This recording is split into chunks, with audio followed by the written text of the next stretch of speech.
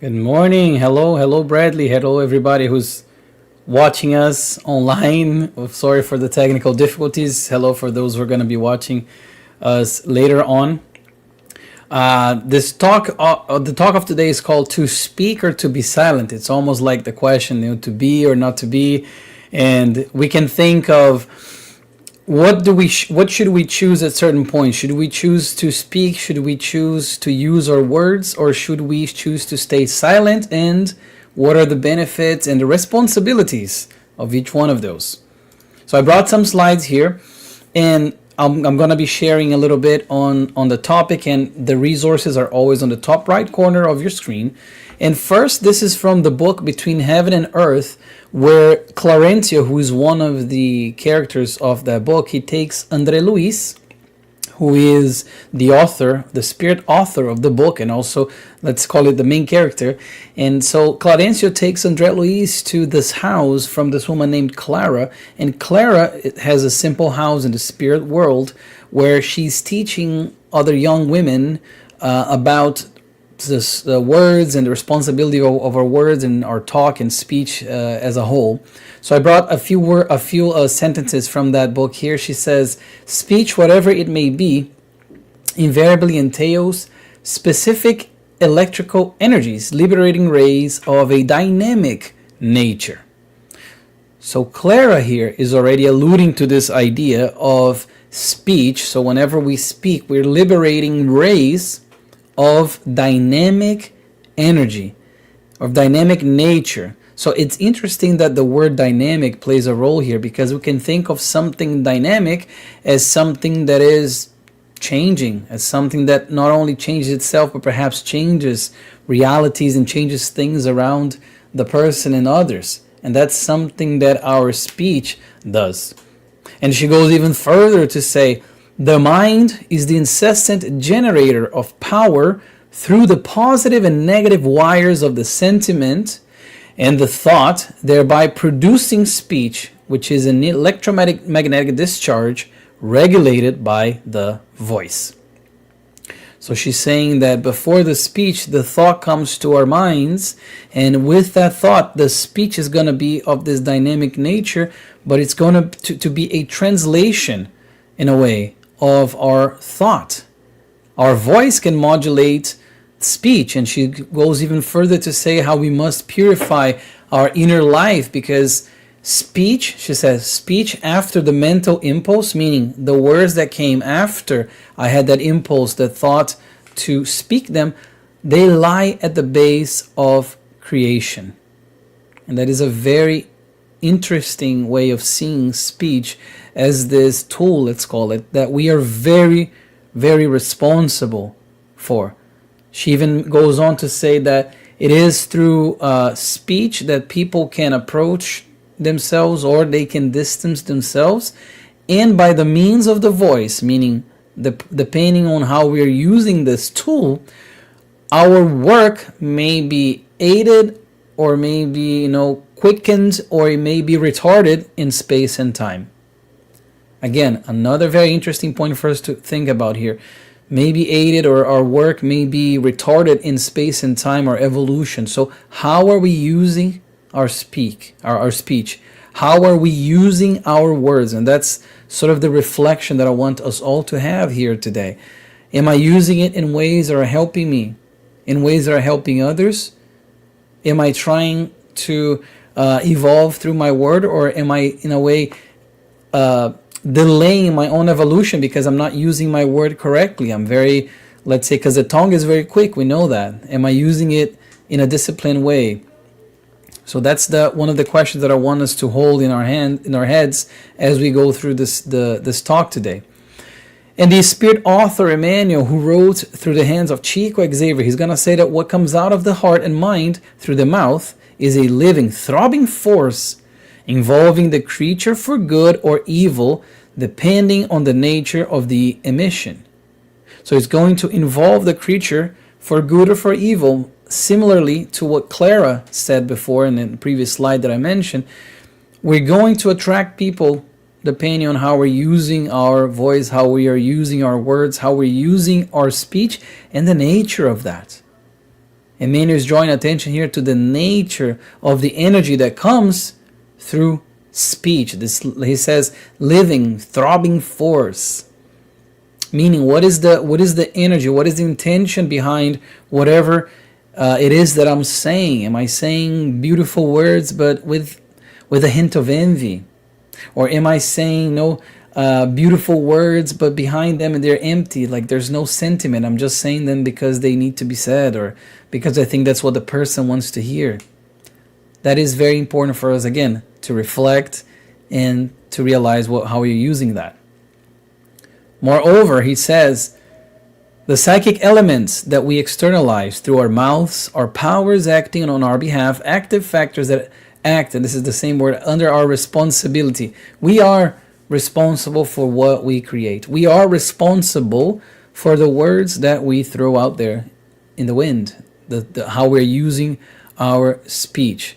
We are responsible for what we feel. We are responsible for what we think as well. And we know that the words come after the thought, so we are very much responsible for that. Another good author, one of my favorite ones that we can look at, is Leon Denis in the book The Problem of Life and Destiny, where he's going to say that the soul, in its deep intuitions, may have the sensation of the infinite things in which it participates and to which it aspires, to which the soul aspires. But it would seek in vain to express them with the rudiments of our feeble human language. In vain would it strive to translate eternal things into the poor language of earth. So Leon Denis is drawing our attention here, shedding light into this other area of our speech, of our words, which is exactly this idea that we're still evolving, we're still far from being pure spirits and spirits at the same level of Jesus Christ. And in our feeble human language, in the language that we use here on earth right now, it's still very much far from the language that we will one day use and the format that we will one day utilize as well. He's saying that the soul has in its deep intuitions, like inside, we feel certain things even though we can't put them into words. You wanna see? Try to, and this is the example I always like to give, try to think of love, of the sentiment of love. Now you explain to a 4-year-old what love is. Or you explain to an adult, explain to someone else how much you love your children, or how much you love your spouse, how much you love your parents, a friend, whoever. Try to explain and translate into words the exact sentiment that you feel, and I guarantee you're going to come up short. You're going to feel like you said a lot, but it's still not a perfect one-to-one reflection to what to love someone truly is. So that's something for us to realize. Okay, so my words, they will still fall short because it's still an imperfect instrument, even though the soul already has these sensations that are eternal, that are things much more subtle that our speech still cannot translate. And then he also says the word would be impotent, yet our evolved consciousness is capable of perceiving the subtle radiations of higher life. Yes, our words would be impotent. They would not translate everything that we can translate, but our consciousness is capable of perceiving the subtle radiations of higher life. Moreover, another good example here, and this is one of my favorite ones. Emmanuel, in the book of Hope, this book, we unfortunately don't have this one in Portuguese, but he's gonna say that words are agents in the construction of all the buildings of life.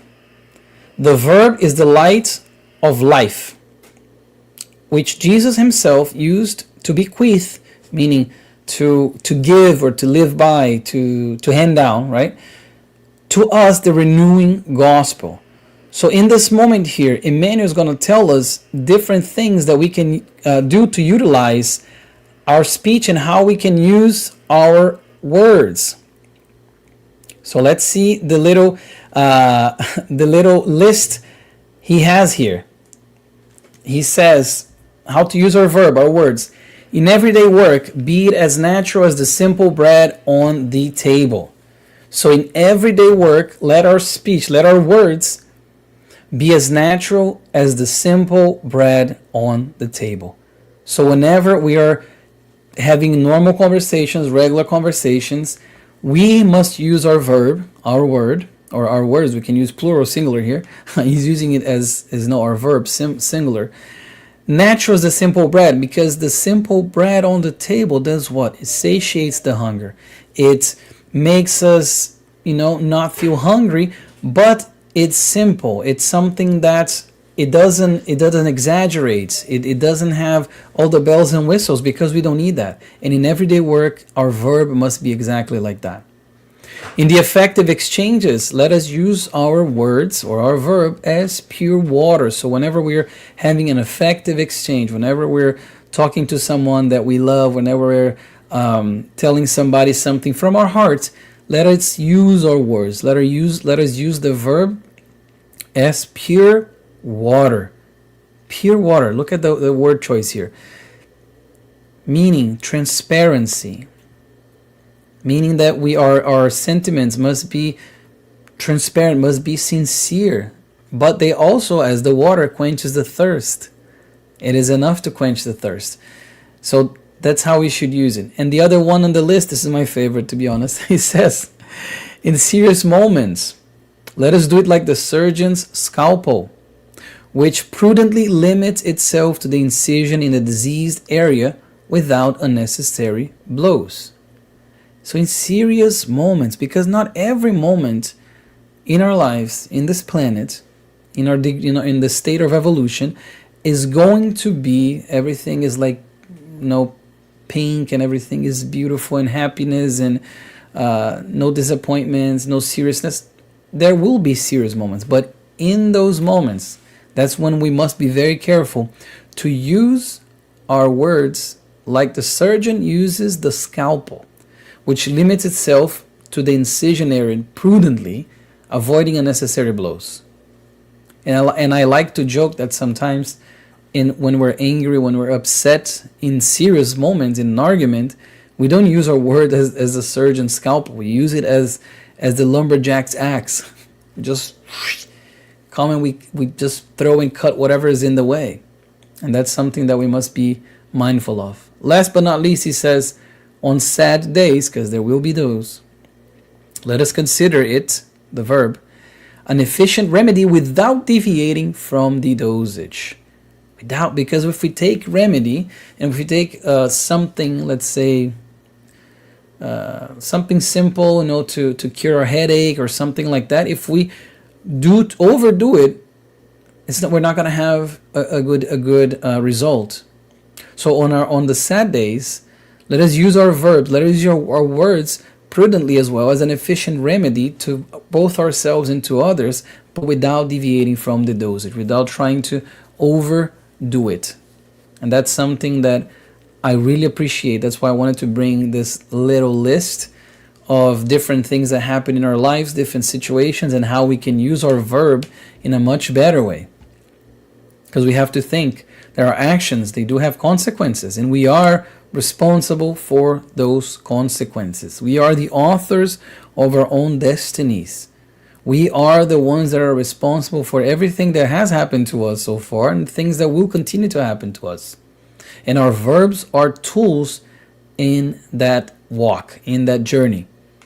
I also put here the law of action and reaction is immutable for us to remember. Those around us are attracted to us based on how we behave, and how we behave you can also understand by what is coming out of my mouth.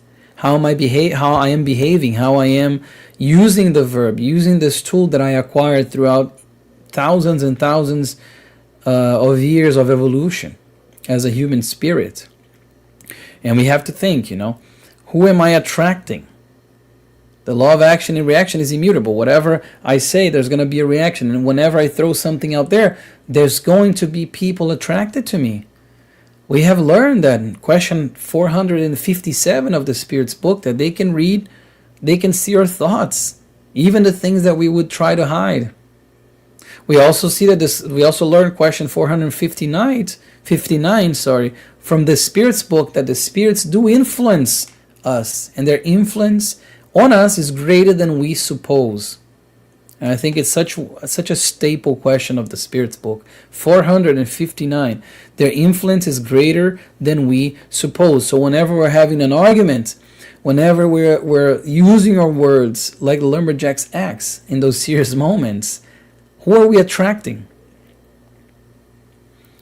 If we're addicted to gossiping, if we're just consuming content that is very low, and we're only talking about this grace and healings and wars, and only talking about that, who do we think we're going to be attracting? If I'm only talking about addictions and earthly pleasures, who am I going to be attracting with my verb? And then we cannot blame the discarnate spirits, the lower ones, for being attracted to us. If I'm only arguing, if I'm not using my verb correctly, if I'm spreading words of hatred, of anger, who am I attracting? And that's something for us, again, to think about, even when we think we are alone, quote unquote alone. When we're watching, I don't know, television, we're watching a sports, or we're watching some reality television, and we're criticizing the person that's on the television. So who am I going to be attracting with that sort of talk, with that sort of speech? And that's something for us to think. Emmanuel then, now talking about the misuse of speech, Emmanuel is going to say, let us not forget, however, the evil chatter that always forms around us an immense family of sick and degrading elements, like lethal worms that proliferate in silent and operate in the shadows. So lethal worms that proliferate in silence, because we don't actually see what's happening around us necessarily, and operate in the shadows. So if I'm misusing my verb, if I'm doing, like he says, the evil chatter, the yapping, the slandering, the gossiping, or the words that are just words full of hatred, who am I attracting? It's where I'm going to be attracting spirits that are also along that same lines, that also like that same thing. And he says, so rare people meditate on this, and he says, isn't the unruly verb the father of slander, gossip, frivolity, and disturbance? And then he says, God created the word, man created the talk. God gave us the speech, but we, being ignorant still, being far from perfect, yet perfectible, so we are imperfect but perfectible, we misuse the speech, so we create the talk, we create the excesses, the abuses. But he goes even further to say, if alcohol intoxicates the vicious, destroying their energy, what about the misguided tongue of good that destroys vigorous sowings of happiness and wisdom, love and peace? Is it not true? What about the misguided tongue, the unruly tongue, the indisciplined tongue that destroys vigorous sowings of happiness, of peace, of love?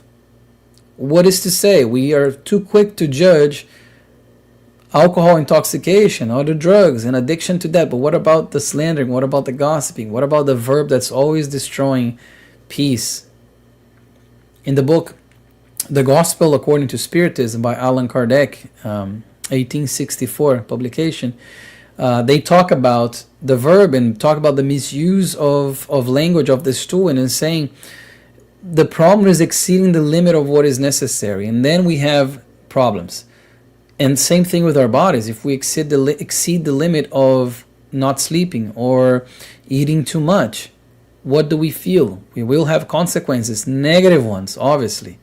Same thing with the verb, but it's much harder to judge because we often don't realize that we're exceeding the limit and we're misusing our verbs.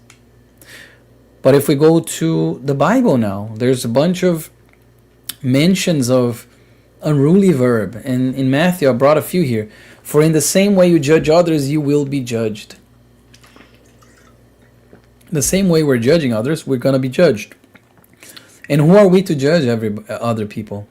He even says, also in Matthew here, but the things that come out of a person's mouth, this is what Jesus said, come from the heart, and these defile them. For out of the heart come evil thoughts, murder, adultery, sexual immorality, theft, false testimony, and slander.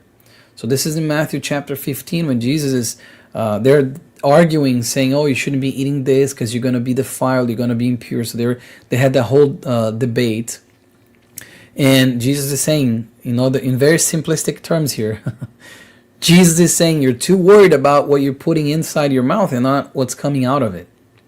You got to be more worried about what's coming out of the mouth, because what's coming out of your mouth, it's coming from the heart, and that is what defiles them. What's coming out of our mouth, because it already shows what is in our hearts.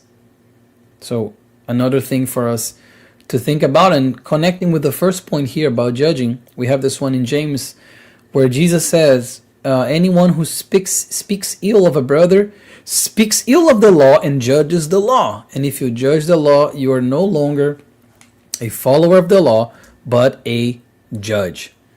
And we are no judges. We can't truly speak ill of someone else because, one, we don't know their trajectory. Two, we are also imperfect. We are also selfish. We're also prideful. So who are we to speak of ill of someone else for something that they're doing, because we don't know their trajectory? We don't know if that's already an improvement for them from a previous state. And then when we judge, we're judging from a point of arrogance. And that is also something rooted, like I said, in pride, selfishness. Therefore, we're not judges. So we must be very careful not to judge others and not have our verbs be a misguided instrument, our tongue be this instrument of destruction. And talking about destruction, I brought a small parable or story, let's call it a small story, to illustrate some of that. And there was this, it's a fictional story, guys. There was this this young woman who lived in this village, and she was somebody who loved to gossip. She loved to spread chaos, to spread, the words, lies, this and that. So she loved to do that. She had a thrill doing that. But at one point, she started to lose a lot of people in her life because people didn't want to hang out with her anymore. She started seeing a lot of negative consequences because of that misuse of her verbs, of her words. Sorry. So she decided to go to a wise woman that also lived in the same village of her. A wise older woman that everybody said was a great advisor. So she went to this woman, the sage, and she says, my tongue is too unruly and indisciplined, and I want to improve on that, but I don't know how to do that because it's almost like a habit. I'm addicted to it. And the woman was just listening to her in silence and listening. And at the very end, the woman said, "Okay, I have a proposition for you. I have a few exercises that we can do to help you with that." The younger one said, "Okay, what are they?" And then she's like, "Okay, but you're going to have to trust me in this one, okay?" "Sure. First, I want you to do," that's what the sage said, "I want you to grab a burlap sack or a backpack or something, and I want you to go out in our village here, and I want you to collect all of birds' feathers you can find, all types of birds, but any feather you find out there, chicken, duck, geese, finch, whatever, eagle, whatever, just grab all the feathers you can and fill a bag with feathers and come back here." The young woman didn't understand the purpose, but she said, "Okay, I'm going to trust this older woman." So she went and she started collecting the feathers. She took her days to fill her whole burlap sack, let's call it. So when she did that, she went back to the older woman, the wise woman, and she said, "Okay, it's very tiresome. I don't see the point, but here's the sack. What do I do now?" I said, "Okay, now, actually today is a good day. It's a little windy. So what I want you to do is I want you to go to that mountain that we have here, the little peak.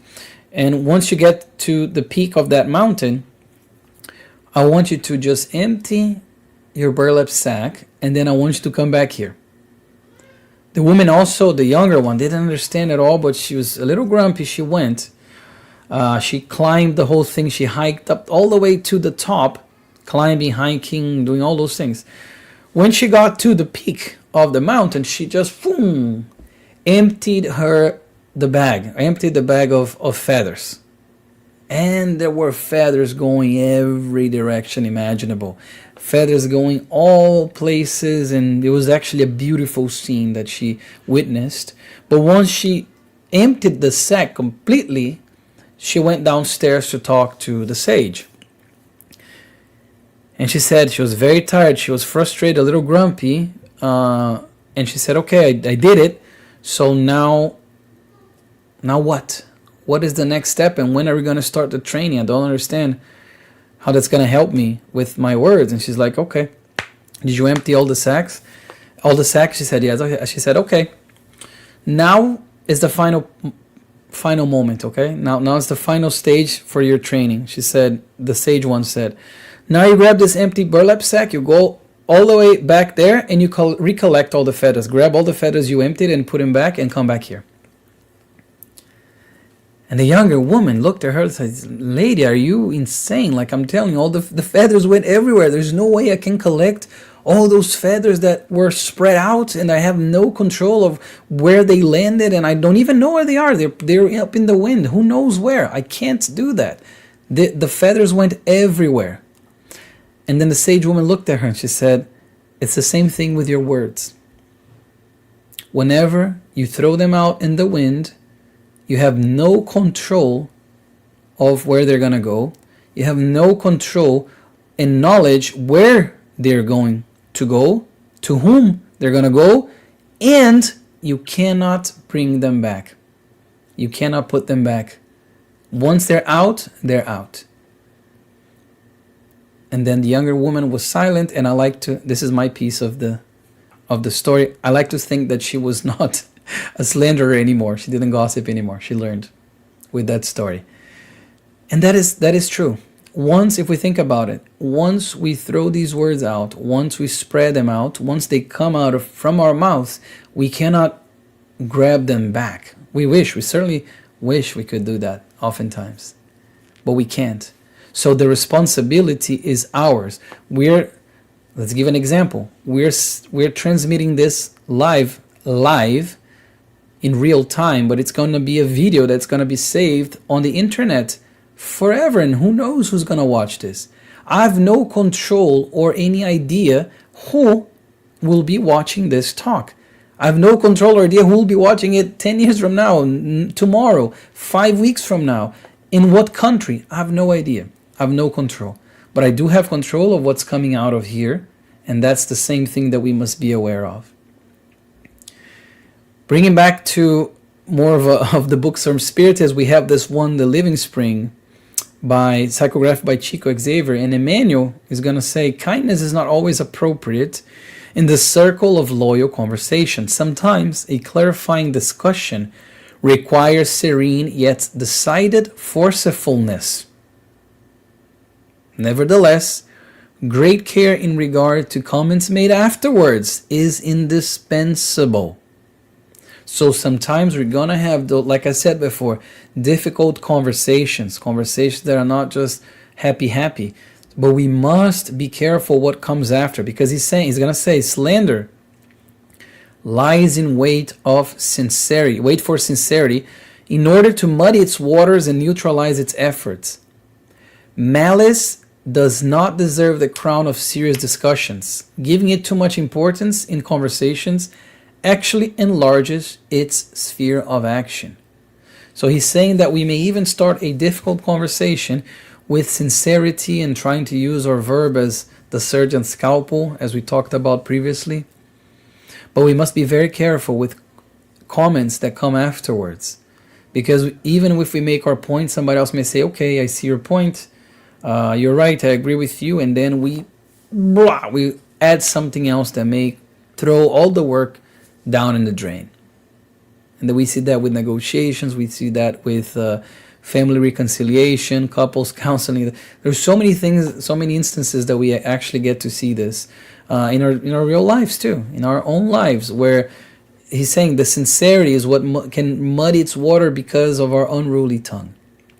It's this, Emmanuel says that slander is the subtle poison. So it's subtle because we don't actually get to see, we don't actually get to perhaps see it in effect, but it is a poison. So how should we proceed then? I've been saying that we're responsible for what we speak. We're still imperfect, so we're still learning how to speak and when to speak, and the sentiment behind that, and slander and this and that. So the thought that actually inspired me to do this talk years ago, or create this talk, was something that was out of Spiritism. Actually, it was what it's called the triple filter of Socrates.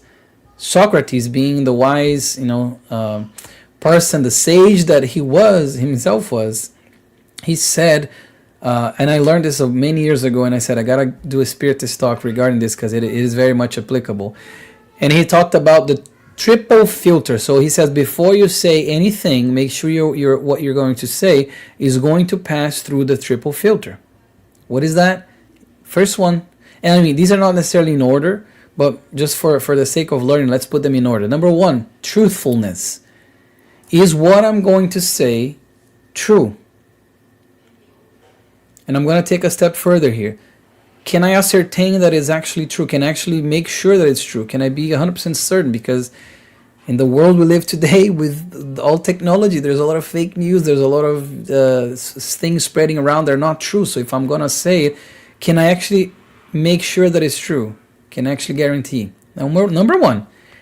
Number two, is it good? So the second is, the layer is goodness. What I'm going to say, is it rooted in good feelings? And even in difficult conversations. Not necessarily it's going to be good because I'm saying something that will make somebody else smile and feel so good. No, not necessarily just that. But if I'm having a difficult conversation and I'm expressing how I feel, or I'm expressing something I would like to see different, is that coming from a place of goodness? Is that coming from a sincere place? And number three, usefulness. Is it useful? What I'm about to say, is that useful? Is it going to add anything to the conversation or to the situation? Is it going to actually make a difference?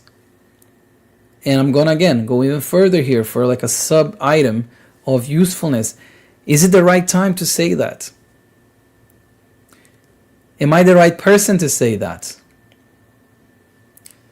If what we're about to say passes through this filter, Socrates will tell us, you may say it. That's it.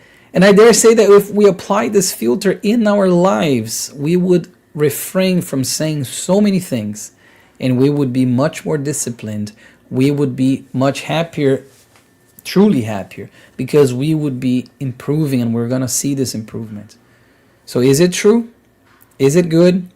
Is it useful? Let's try to apply this to our lives. And then if we can't say it, we go to the second part of the talk, to be silent. If we can't speak, then we don't speak. If we shouldn't speak, we stay silent. And there's a lot of benefits to that. But before, I want to bring this question from the Spirit's book, talking about the vow of silence. So let's take it to the extreme first. Question 772, it says, What is to be thought of the vow of silence prescribed by certain sects from the very earliest times? What is thought of that? It's prescribed by certain sects. And they're going to say, the spirits are going to answer by saying, you should rather ask yourselves whether speech is in nature and why God has given it. God condemns the abuse, but not the use of the faculties he has given. Silence, however, is useful, for in silence you have fuller possession of yourself. Your spirit is freer and can then enter into more intimate communication with us. But a vow of silence is an absurdity. So a vow of silence. So if we go, okay, so I can't speak anything. I'm like that woman with the feathers. So I'm just going to stay silent. I'm just not going to speak at all. That's going to defeat the purpose. We have this instrument. Why has God given us that? Why has God allowed us to have that instrument, if not to use it? But the problem is the abuse. And by abuse, we can also think of the misuse. Not only abuse in the sense of excesses, of doing too much, but also the misuse of the instrument. Because if I don't say many things, but whenever I open my mouth is to criticize, to just poke somebody, or to throw wrong words around, then I'm not doing it in excess, but I'm doing it poorly and wrongly. But they're saying here, these people, they also saying the same answer, but I didn't want to bring the entirety of the answer. But they also talk about how these people mean well. The people who do the vow of silence, in a way, they mean well, but it defeats the use of the instrument and also defeats the law of society, because if we all needed to live in isolated, I don't know, mountains and like with the vow of silence, we wouldn't have society around us. We would each have a mountain of our own, or a cave of their own, or a beach of our own, or whatever. But that's not the case. We have society. We have our language that's necessary to interact with other incarnate spirits. Therefore, we must use that. And by the way, when I say language, I'm doing this with my mouth, but obviously ASL is also language, so communicating through using the words. And I wanted to make that very clear as well. Still on the silent piece, Joanna De Angelis, who wrote through Devout in a small book, Happy Life, she has 2 messages that talk about silence. She says, express your ideas calmly. If the other person disagrees, remain silent and give him or her over to time, which teaches us all unhurriedly. So we express calmly. If the other person still disagrees, or they don't see the point, employ silence and give it to time, because oftentimes, more often than not, time will solve these things. She also has on message number 25, when asked about another person, always give positive feedback. And this time you're going to be saying, what? What if I don't have anything good to say? Well, if this is not possible, she's going to say, because the person acts reprehensibly, keep silent or speak benevolently. Avoid aggravating his or her situation or making it more well known. Remember the feathers. I'm just going to throw this feather here, speaking ill of someone else, but just only one person heard it. Well, there's discarded spirits that hear it. There's the incarnate one that I'm talking to that hears it, but who knows how that's going to fall? The feather, aka the words. She says, avoid aggravating his or her situation or making it more well known, meaning even if they're doing something reprehensible, why are we going to make that more well known? And then she says, you are not, I love this, I really love this. You are not an overseer of other people's behavior. An overseer of other people's behavior, and which is I say it's an unpaid role that we often take for ourselves, pointing the finger, saying, "Did you see what that person did? Oh, that person should be doing that. He should be saying that," and we're pointing the finger. We're overseeing what they're doing. And then she says here, you cannot know if yesterday's offender might now be in recovery. So let your opinions always be uplifting and your words helpful. We don't know other people's past. We don't know what challenges they have as an immortal spirit. So how can I judge? How can I speak ill of someone else? In that case, it's better to keep silent. Somebody asks me something about someone else that's been acting reprehensibly, I employ silence. Furthermore, Chico Xavier, the great medium, he told the story of the water of peace. That would be a sort of a translation.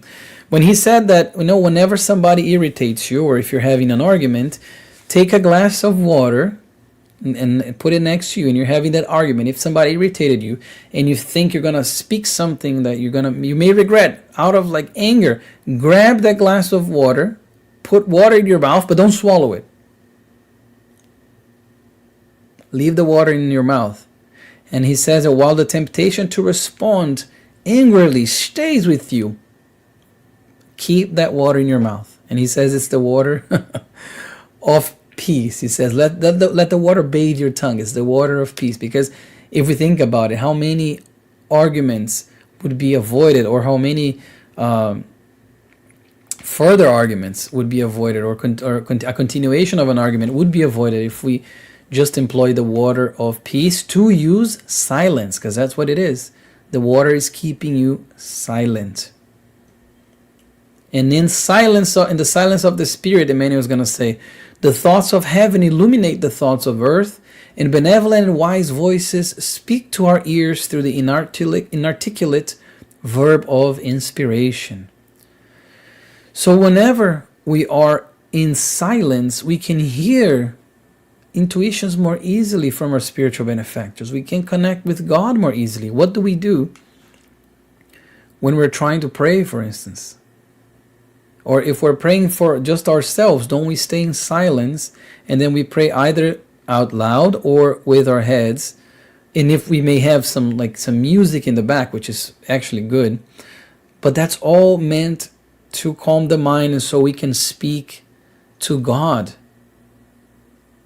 We have in the Bible when Jesus instructed us to go to our room, close the door, and speak to our Father who lies in secret, and our Father will hear us. That's what he's saying. For us to utilize prayer, for us to utilize silence, because we often try to speak and we live in a world that everything is trying to draw our attention.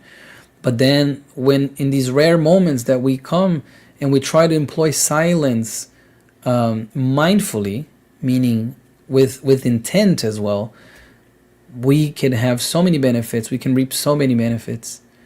Jesus also highlighted prudence, Emmanuel is going to say, and consideration, pointing out the richness of silence, which is up to us to use in the struggles of life. But then I have this question here for us all to think. What is it so hard to be silent? Why? It is hard. Because, the short answer, because we're still evolving. We're still imperfect. That's the short answer. We're still shaping our minds. We're still shaping our emotions. We're still shaping, our spirits. We don't have the patience necessary yet. We don't have the resignation necessary yet to oftentimes stay silent when everybody else is goading us to speak. When people are provoking us. When people are disagreeing with us. When people are saying things we don't agree with. It's so hard to exercise silence because of that. Yet, that's exactly what we must do. Because when we exercise silence, like we already talked about here, we have so many benefits that can come from that, not only for us, but for those around us. Joanna DeAngelis says that many people relish in spreading bad news. Be very discreet with them. They will test your resolve with gossip. Of course, again, we're still prideful, we're still selfish, we still fall prey to temptations. So everybody else is talking, and you want to add something as well. Or people are going to try to get that from you. Hey, what do you think? Do you agree? And then you're going to say something negative. She says, in such circumstances, silence is the cotton that dampens the noise of the spread of growing evil. What a beautiful analogy here. Silence is the cotton that dampens the cotton. So it's something, fluffy, something light, something that, it's innocuous. Dampening the noise of the growing evil. Something malicious, something negative, something bad. And cotton being just like silence. It's like a plume, like a feather in a way as well.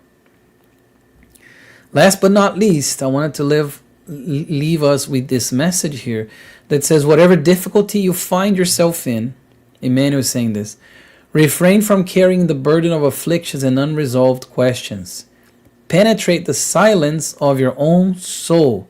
Listen to the thoughts that come from your own being, and you will recognize that the fundamental solution to all of life's problems will come from yourself, will come from within. But we don't have that discipline to be silent. But when we're in these moments of affliction, that's exactly what we must do. Stay silent, not spread evil. Pray to God.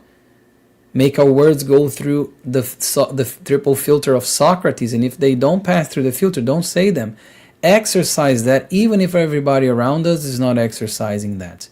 We all have unique trajectories, but it's up to us to go either slow in our progress or go quicker. And we can do that by employing silence and being more mindful with our speech. So I wanted to leave with these reflections for us all to ponder and to think and to apply the knowledge so we can have a more fulfilling and happier life.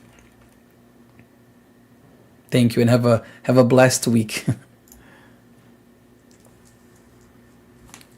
Thank you very much, Yuri, for the wonderful insights and reflections you provide us today. Please, everyone, stay with us for the Q&A session, which we will start shortly after these important announcements.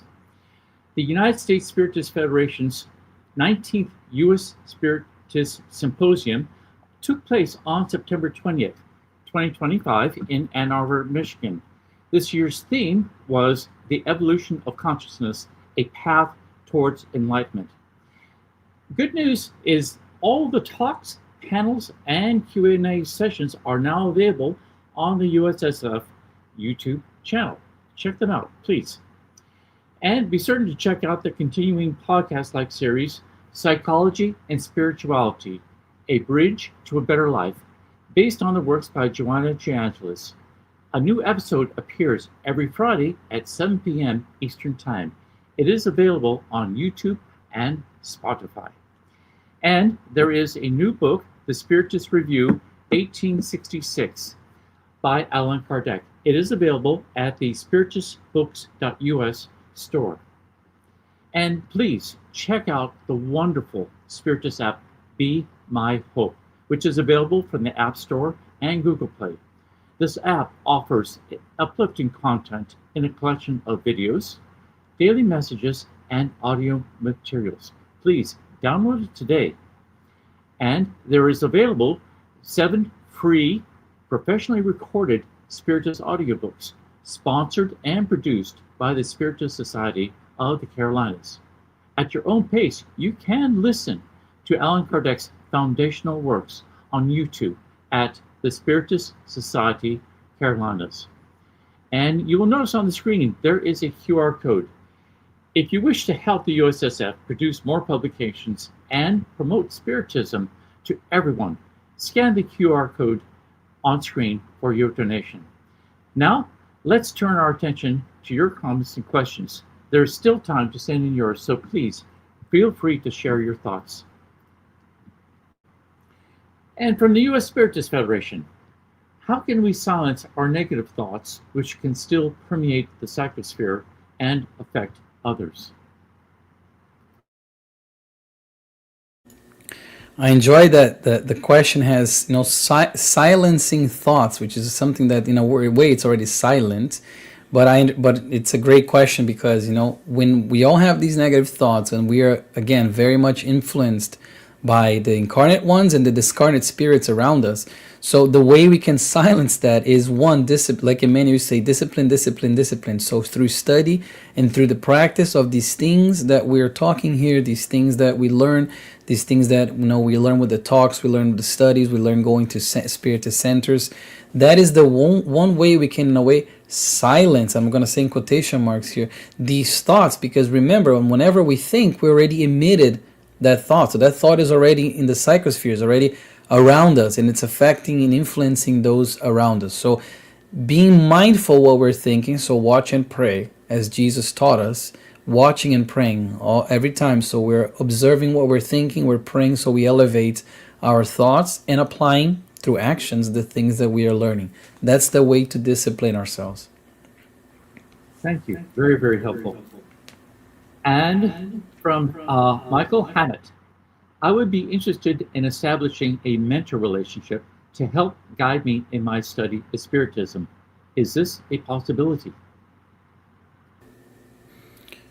So Michael, about a mentor relationship, I imagine that you'd like to learn more about Spiritism and applications and things like that. So for that, I would recommend, if I don't know where you live, where you are, if you have the possibility of perhaps going to a Spiritist center in person. If not, there are a lot of different study groups online and different ways that you can sort of get to know people and study and find the people that can help you, because there's a lot of good people and knowledgeable people that can help you navigate Spiritism.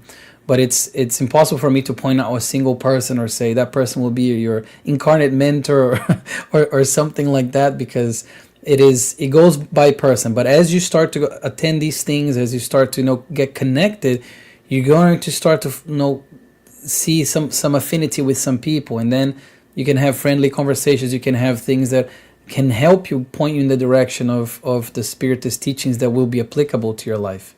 That's my view of it. Okay, thank you very much for that. And from the United States Spiritist Federation, in this day of social media and online content, how can we protect very young children from the words of others? Interesting, because can we protect very young children from the words of others? We, as I'm a father of two young boys, and we try with our best intentions to shield them or like make them live in a bubble where we protect them from everything, and it's one, impossible. Two, it's very frustrating trying to do such because they are here for the world. They're not here for us. So it's, we cannot protect them from the words of others, but we can do two things. And you're saying, no, the question is social media and online content. We can teach them the right things through our words and through our actions. So it doesn't matter if I tell my 6-year-old son that you can't be watching TV, like too much television, and then he comes home and I'm only watching television and I'm only doing things that I'm telling him not to do. So teaching them, guiding them through, this is what's safe, this is what not safe, because we as the adults, we know more than they, at least in this incarnation. So like, we should guide them, but also remember to be the example. And as a clinical, this comes from a clinical psychologist point, I think, that we have parents that they want the children to only do what they're saying or what they're telling them to do, but they forget that they themselves are the biggest examples for their children. So be the change, be the example for your child, and that's the best way. So not only preaching and teaching and guiding them in this age of social media, of a lot of these things that are at our disposal, but also like being the example and being very careful with what they can access with their phones and all of that. Very helpful advice. Thank you. And for the Spiritual Society of Philadelphia, how can we begin to gain the wisdom to use our human knowledge for improvement? So how can we begin to gain the wisdom to use our human knowledge for improvement? By applying everything that we're learning, because when we're saying gain the wisdom and using human knowledge for improvement, I have to think of the improvement of the spirit, and the only way we're going to improve is by working on the virtues, the treasures that Christ always said, the treasures the treasures in heaven, the treasures that no thieves can steal, that rust doesn't corrode. Those are the ones that we must work on. The virtues of patience, of resignation, charity, humility, all those things that we're still trying to achieve because pride and selfishness do get in the way. But gaining the wisdom to use the human knowledge, meaning the knowledge we already have in our lives, especially with the advent of Spiritism, to use those things to put into practice, not only reading thousands of books, but never actually putting any of what we're learning into practice. So my invitation is practice. Put into practice. Practice. Good thoughts. And from the United States Spiritist Federation, do we need to limit expressing ourselves on issues and concerns of the day to avoid consequences? I'm going to say no with an asterisk. Not limiting, because when the asterisk comes from, use the filter of Socrates. That's it. So like if I have a concern of the day to day, or if I'm expressing myself, am I doing that out of goodness? Is it true? Is it useful? Is it the right time? Am I the right person? Of course, we have to express ourselves. As Emmanuel said, as Joanna said, not all conversations are going to be very pleasant conversations in our lives, in our day-to-day. Some will not be, and there's no way to avoid that. But in those situations, we can definitely express ourselves. But the limit, so limiting ourselves, that's why I said no with an asterisk, comes from the idea that we must employ our verb and our silence very wisely. Sometimes silence is going to be the best medicine. Sometimes the verb is going to be the best medicine. So it's not necessarily limiting, but employing it more wisely. Okay, very good advice and good thoughts. Thank you, Yuri. And many thanks to everyone who's watched today's talk live and those who have been following our weekly Spiritist Talk series. Don't miss our live next Saturday, October 4th at 11 a.m. Eastern Time, when the U.S. Spiritist Movement in Action will discuss the Lesson Plan Project as part of the Youth Educators Resources.